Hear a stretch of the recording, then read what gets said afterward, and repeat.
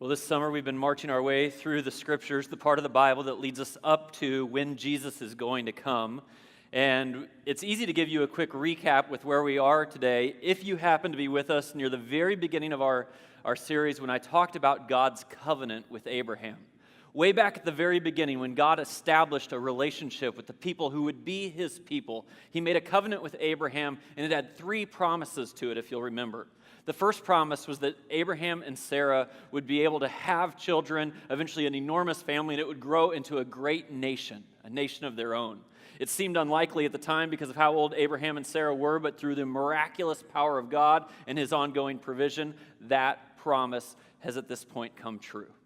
There was a second promise. The promise was that God would give his people a specific piece of land, piece of land that would be promised to them. And for much of our story so far, the people of God have been outside of that land, but we saw God deliver them out of Egypt, and just last week, we saw how Joshua led them into the promised land. So promise number 2, check. Promise number 3 is a little bit unique. In the context of giving the promise, God says to his people that when you're blessed for a purpose. You are blessed so that you can be a blessing to others. And that ultimately, as I bless you, my people, what's going to happen is a person, a Messiah, a Christ, is going to come out of your people so that the whole world can be blessed through him. And then what we're following is we're kind of awaiting that time to come. It's all BC. Now, what you find as you read the Old Testament, and I know a lot of you are reading it along with us, some of you are probably reading even more than we're sending you each day, but what you find is this is not a course that goes directly up and to the right. Even though we've marked box 1 and we have marked box 2, it's not as if it was smooth sailing on the way there. Instead, what you find in the people of God, the nation of Israel, is that it's full of fits and starts. It's full of failure and disobedience along the way. It's full of them coming back to God and returning to God. And one of the things that marks this is very important for the covenant, is that what happened is when people were blessed by God, instead of taking that blessing and say, now I'm supposed to bless others, they instead became complacent and just wanted to enjoy the blessing for themselves. I think reading through the Old Testament like this is very healthy for us because one of the things it does is it doesn't allow us to have a view of God that is just simplistic. I am in a lot of conversations and I overhear a lot of conversations. I observe a lot of conversations where people take something that is true about God, but then in the way they apply it, they do it in an overly simplistic way, and they assume that they're applying it accurately when they're actually applying it inaccurately. Think about this. The Bible tells us God is love, and he is. You can count on that. You can believe in that. You can trust in that. I can promise you, God is love. But then I hear conversations that go something like this. People will say, oh, well, if God is love, then surely he would never want to limit any desires that I have. If he loves me, he wants me to fulfill every desire that I have. Wrong. Completely wrong, actually. But you can see how people, if they have a simplistic view of God, would make that leap. Now, all you have to do is think, no, God's actually a relational God. He's like a father. He is a father, actually. And if you're a father or a mother to your children, how do you love them? Do you think, oh, I'll just let them fulfill every desire that they have, good or bad? No, that would not be love.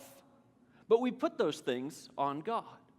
Sometimes when we say that God is love, we come to a place in our lives where we think he would never let me suffer. He would never let things be difficult. That pain shouldn't be part of the equation if he's love. What do you think? Would God ever kick anyone out of the house?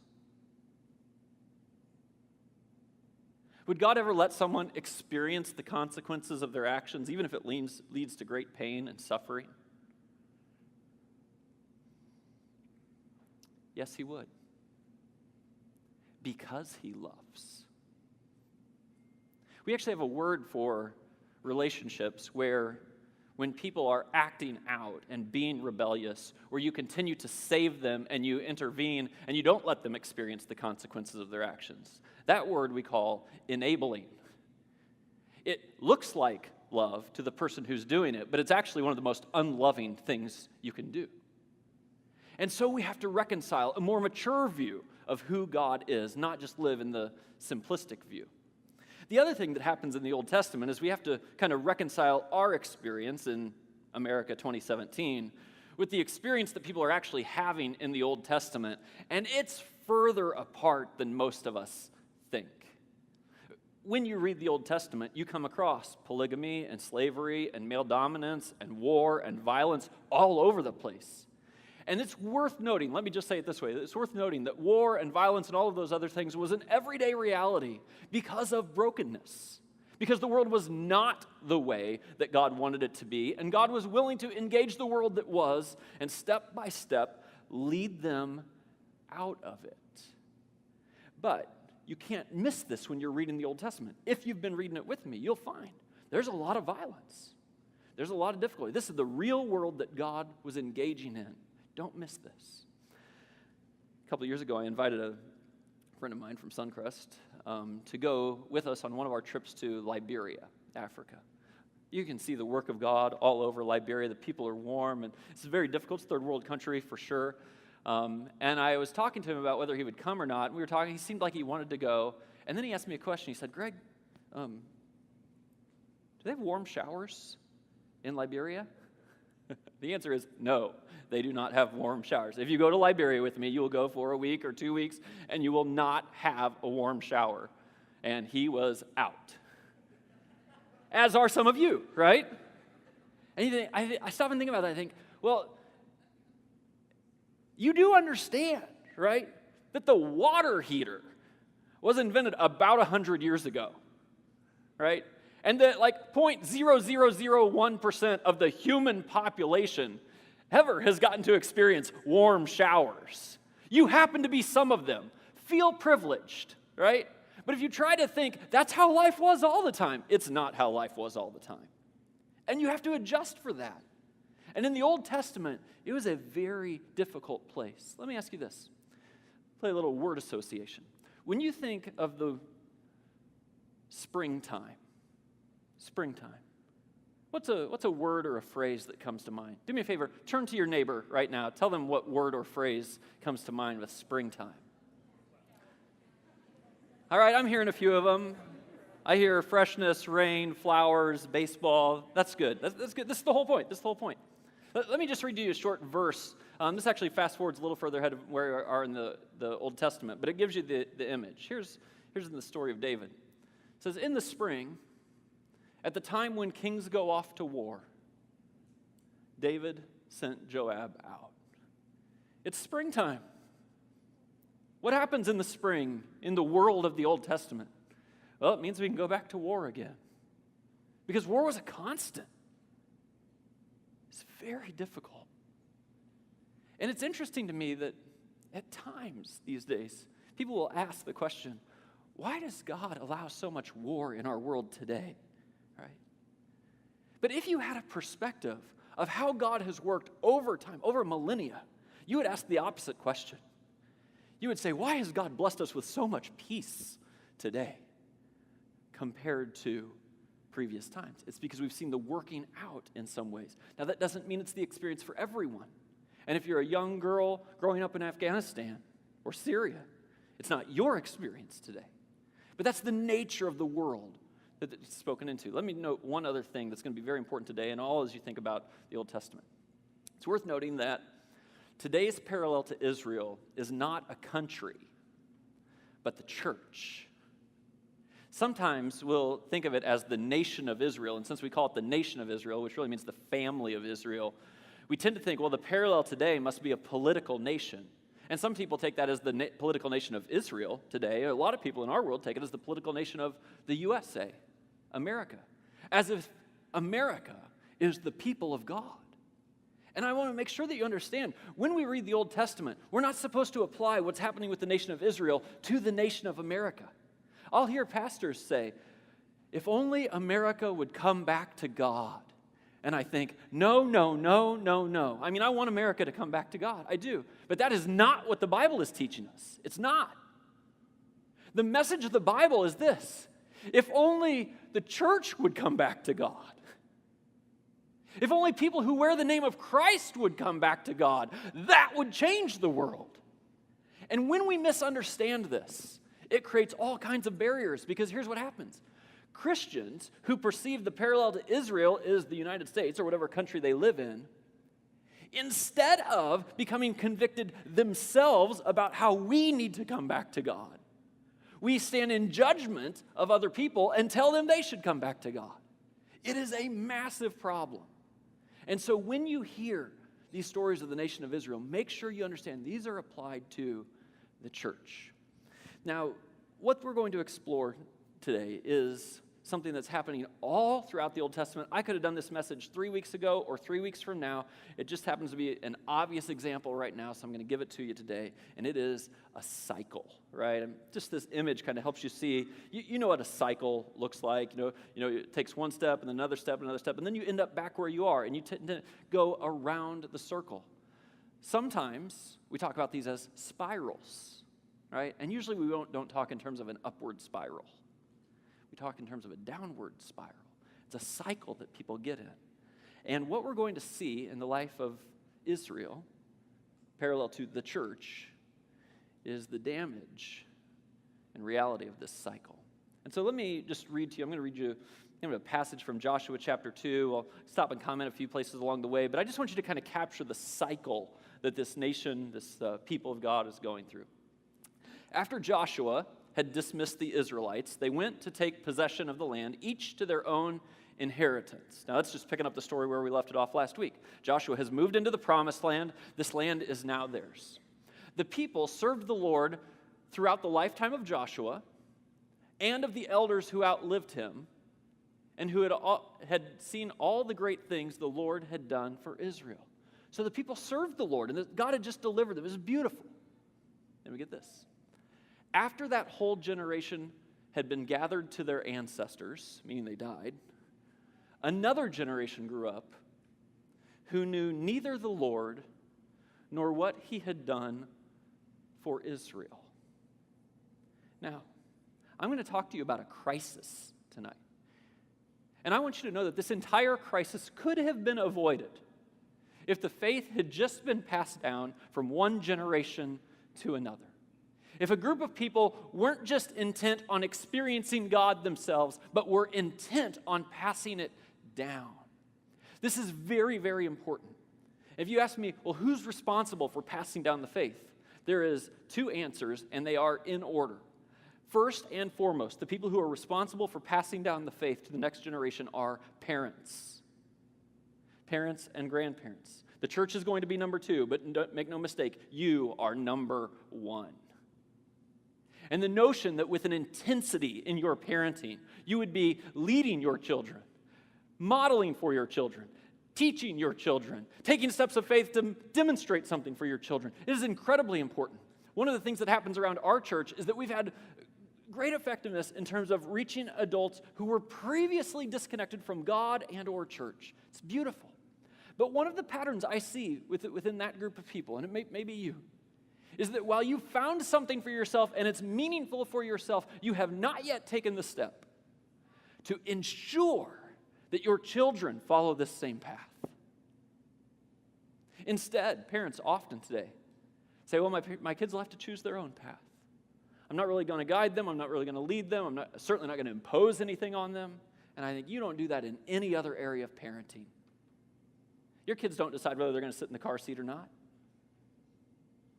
And it is important, if you're a follower of Jesus, that you prioritize this in your life. The second group that's responsible for it is the community.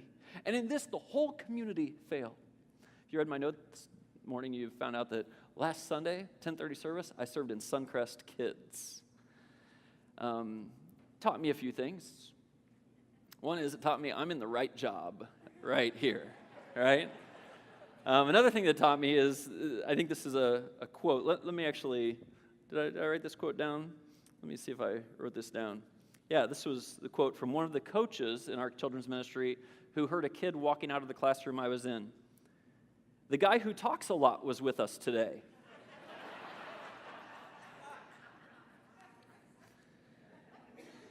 And I got to tell you, even though I'm probably more cut out for this than I am for that, I walked away from that experience thinking every one of you that serves in Suncrest Kids is a hero around here.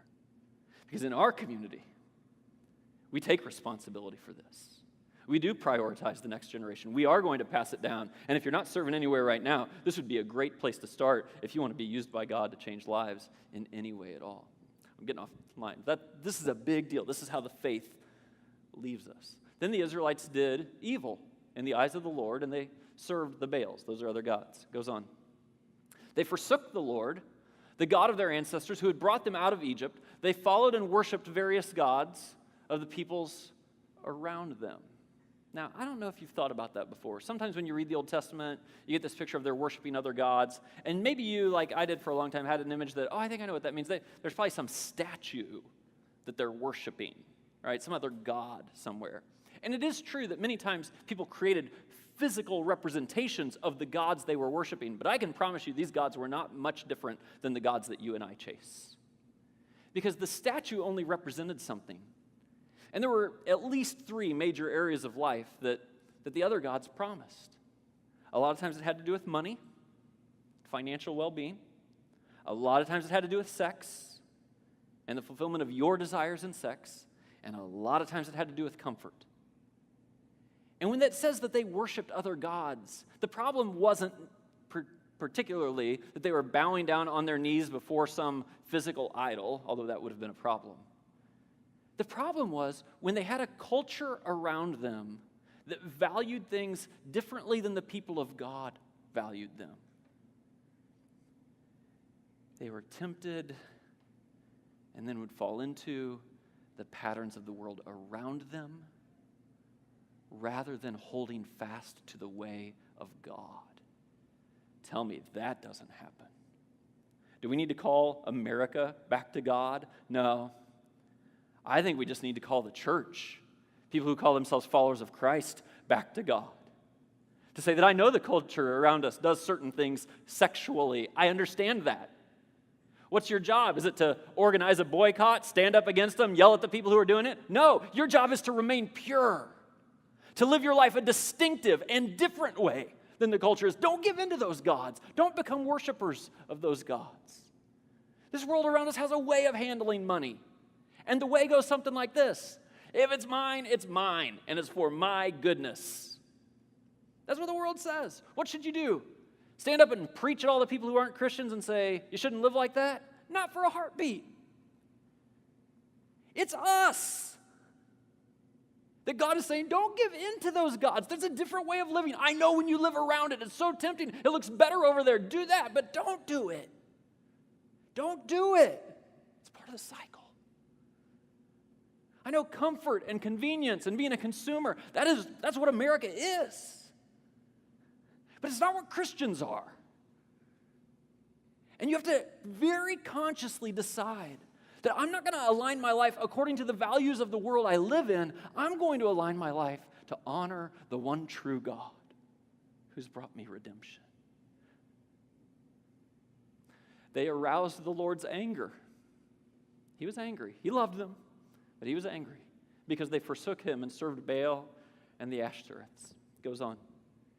In his anger against Israel, the Lord gave them into the hands of raiders. He handed them over.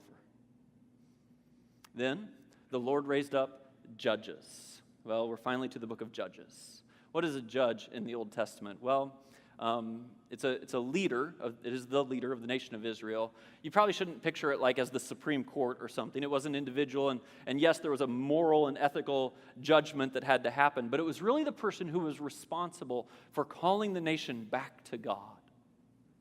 So he raised up these judges who saved them out of the hands of these raiders.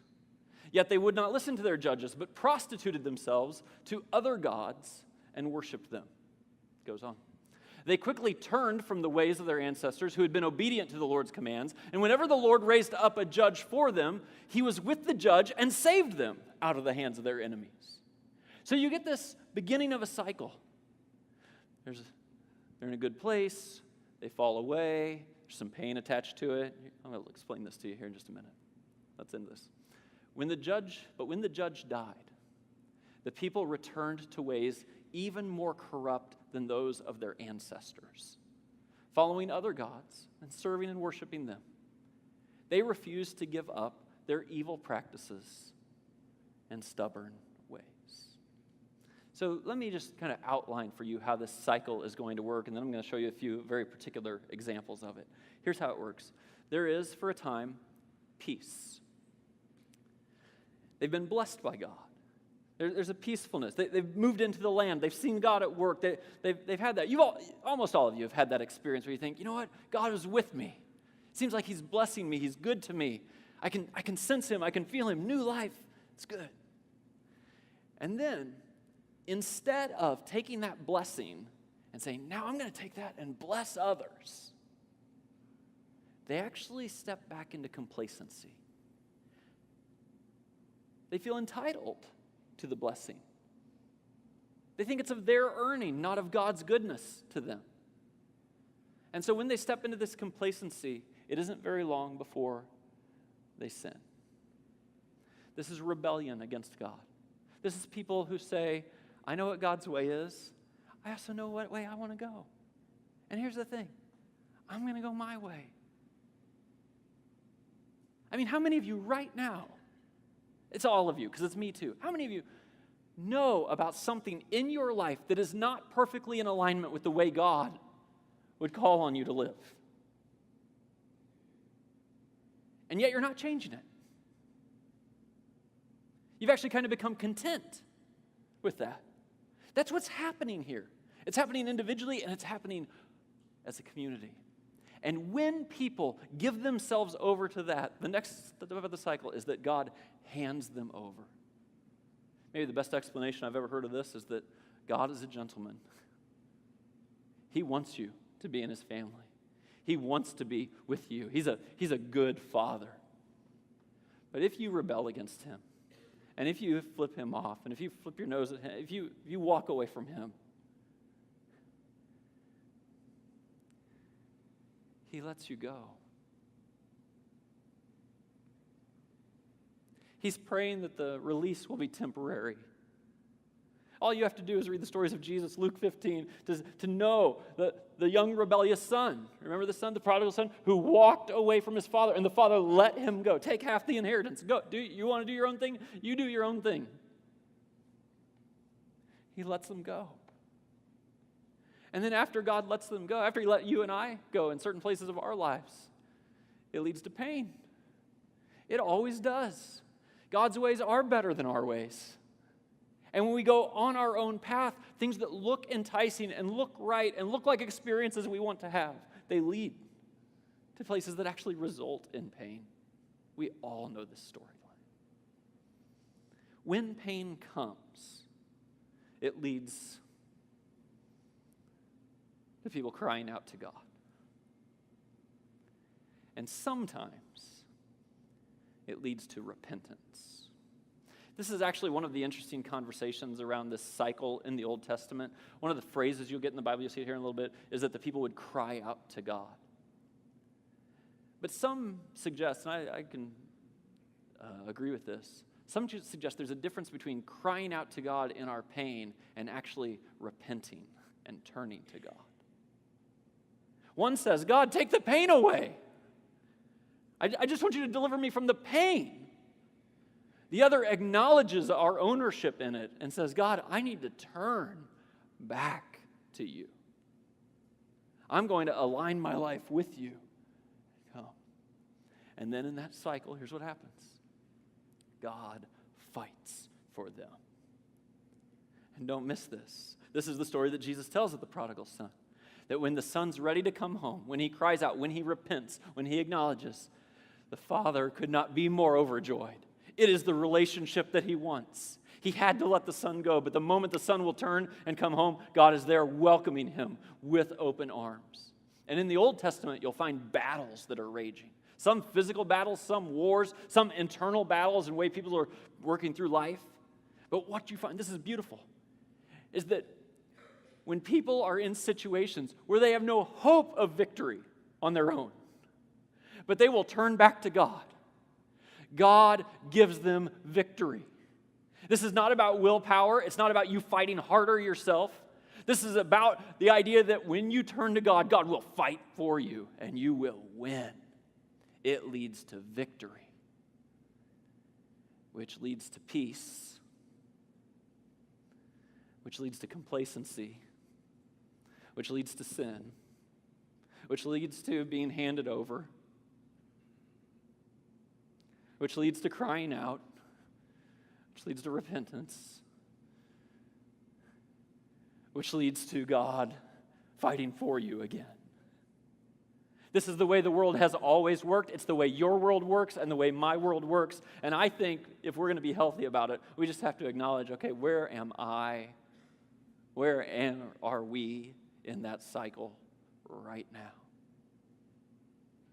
Let me show you kind of how this played itself out in the everyday life of Israel among the judges, okay? So it says Judges chapter 3, it says, they forgot the Lord their God and served the Baals and the Asherahs. The anger of the Lord burned against Israel so that he sold them into the hands of the Cushan Rishathaim. I don't really know how to pronounce that any better than you do, but if I say it fast and strong, you think I do. So, all right, we're going with that. He sold them. He let them go. He let them go. But when they cried out to the Lord, he raised up for them a deliverer. This is the first judge. Othniel, son of Kenaz. The Lord gave Cushan Rishathaim, king of Aram, into the hands of Othniel. It's beautiful. We see the cycle. It's right there in front of us. They had abandoned God. God raised up a deliverer, a judge, a leader who called them to something better. God gave them victory as he fought for them. They probably learned their lesson, right? Again, the Israelites did evil in the eyes of the Lord. And because they did this evil, the Lord gave Eglon, king of Moab, power over Israel. That's what happens. Gave them over. Goes on. Again, the Israelites cried out to the Lord, and he gave them a deliverer, Ehud, a left-handed man, the son of Jerah the Benjamite. Ehud, a left-handed man. Isn't that wild that God notes here he's a left-handed man? Do you know why the Bible notes that he's a left-handed man? It's because God doesn't use left-handed people very often. I'm kidding. You all seem so serious there for a moment. You're supposed to laugh quicker. No, he says that he was a left-handed man. Actually, the literal translation of this is that his right hand was hindered. Some people believe that Ehud had a disability, a physical disability, and that God would use who God chooses to use. You aren't lesser because of a disability. It's the very kind of person God would use. If you read this story, this is straight out of a movie, and it's either awesome or disgusting, depending on your capacity for some violence. What happens is that Ehud makes his way into kind of the summer home of the king, and he was probably checked on his left thigh for a sword on his way in, but he was left-handed, so his sword was on his right thigh. And when given the chance, he took his sword and he killed the opposing king. And the Bible actually tells us that this king was so fat that the sword went in underneath the fat and he had to pull his hand out and it covered the sword. You should read the Bible. I'm telling you, you should read the Bible. It's crazy. And God fought for them. And he delivered them. They probably learned their lesson, right? Let's move on. Again, the Israelites did evil in the eyes of the Lord, now that Ehud was dead. So the Lord sold them into the hands of Jabin, king of Canaan. He let them go. Now Deborah, a prophet, the wife of Lapidoth, was leading Israel at the time. Now we should probably just note here, this is no normal circumstance that the Bible is describing. This is a woman who was leading the nation of Israel. And kind of step by step, just as slavery and polygamy and war and violence, male dominance needs to go off to the side. No one would misunderstand that in God's kingdom, it's possible for a woman to lead just like a guy. And in a very interesting turn of events, Deborah says to her kind of general of her forces, who's a guy, probably a tough guy, right? Hey, it's time for us to go and take back what's ours. God is with us. And the commander, Mr. Tough Guy, says, I'm only going if you go with me. So she does, and again, another wild, disgusting, terrible story. A woman named Jael steps up. And the Bible tells us that she drives a stake through the temple of the commander of the opposing army.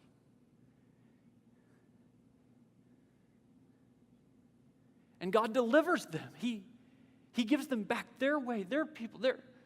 He's with them. They probably learned their lesson, right? Judges 6:1. The Israelites did evil in the eyes of the Lord, and for 7 years he gave them into the hands of the Midianites. Now the next judge that is going to come is Gideon. We'll hear about Gideon next week. But this is the cycle.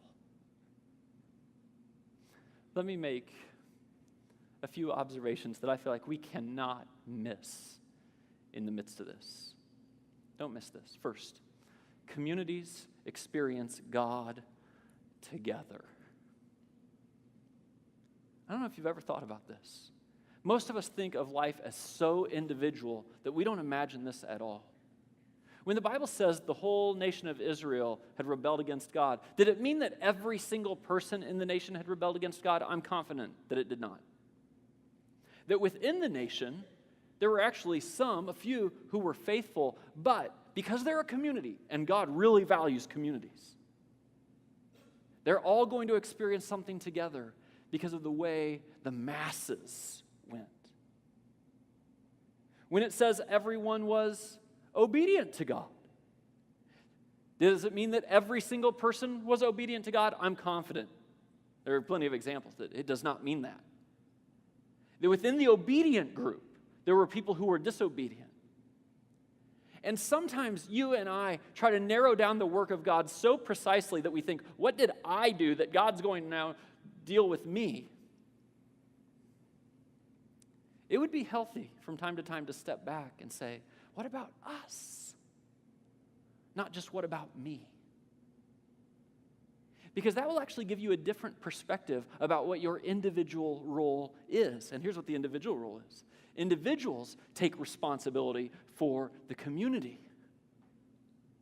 It's you and I in a community together, in a church together, in the church worldwide together, that have a role to speak into the lives of other people in our community. To speak in as an encourager, as an affirmation, as a challenger, to say it's really important that us together. This is why it isn't just like a neat thing that people serve in kids ministry or with students or participate in community groups. It's not just a neat thing. It's actually the way God designed it. That people within the community would take responsibility for the community. And they wouldn't just fly solo. It would be worth you asking yourself, who am I helping lead toward God right now within my community? And it would be worth you asking yourself, who am I letting God use to lead me right now? Because it's communities together that experience the deliverance of God or the handing over of God. When we abandon God, He hands us over. That does not represent a God who is not love. It represents a God who is love. One of the things that God really cares about is the health, I would even say the holiness of His people. And it's not okay with God when the health and the holiness has become complacent and become rebellion. He's not going to just put up with it. Just putting up with it perpetuates it. And he allows, if you walk away, in any area of your life or with your full life, he lets you walk away. He wishes you didn't. He wants you with him. But he knows he has to let you go and experience the pain for you to turn and come home.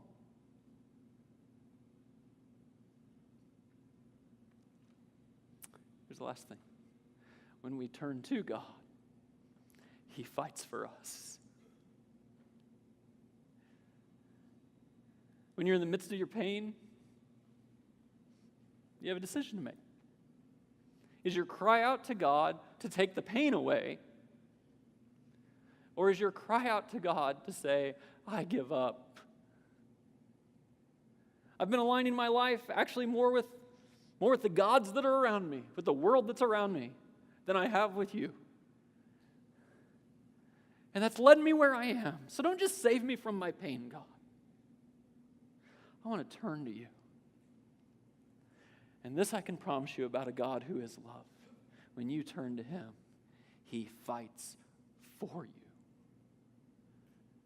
and for us. We could make this about Israel and how maddening it is that they didn't learn their lesson. But it's actually about us. And being willing to have an honest conversation with God. Say, where am I? Where are we in this cycle right now? It doesn't have to remain. Will you pray with me? God, thank you for your goodness. Thank you for the tough love that you demonstrate to us.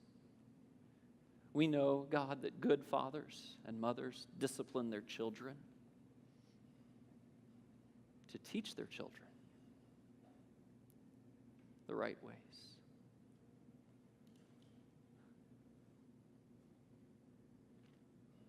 God, convict us where we need convicting. If you're blessing us, God, let us not become complacent or use the blessing for ourselves. We want to honor you. We want you to fight for us. In Jesus' name.